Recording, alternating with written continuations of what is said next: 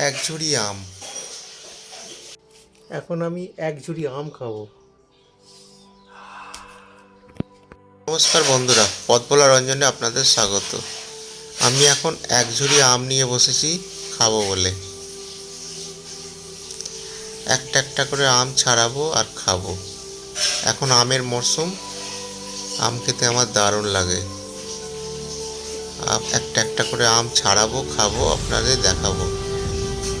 দেখতে থাকুন, সাথে থাকুন, পথভোলা রঞ্জনের সাথে থাকুন। এই আমটা হচ্ছে আম্রপালি আম। এটা একটা শঙ্কর জাতীয় আম।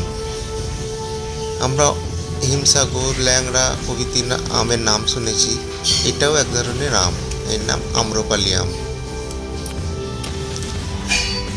1971 সালে কৃষি বিজ্ঞানী পীযূষকান্তি মজুমদার নীলম আর দশেরি এই দুটো আমের সংকরায়নের ফলে এই আম্রপালি আমটি সৃষ্টি করেন।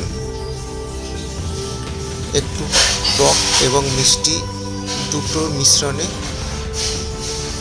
অপূর্ব খেতে এই আমটি।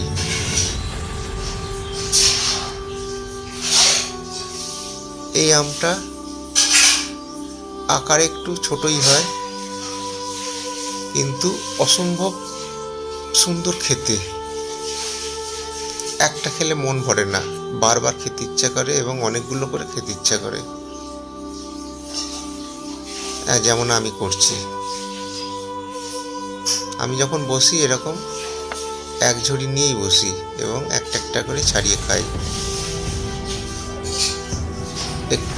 টক মিষ্টি স্বাদযুক্ত এই আম সত্যি খুব সুন্দর খেতে। হিমসাগর তো আমের রাজা, যেমন হিমসাগর আমের রাজা, কিন্তু আমার এই আমটা খেতে খুবই ভালো লাগে।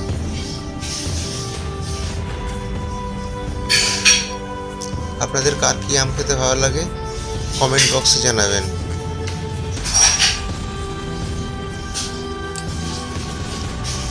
দেখতে থাকুন, সাথে থাকুন, পথভোলা রঞ্জনের সাথে থাকুন।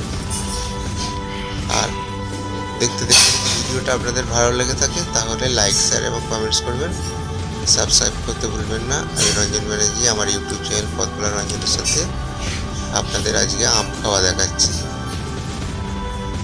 ছোট ছোট আম্রপালি আম, স্বাদে গন্ধে রূপে অনন্য।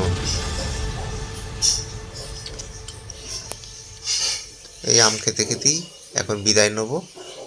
আবার কোনোদিন আপনার সাথে আবার দেখা হবে। নমস্কার।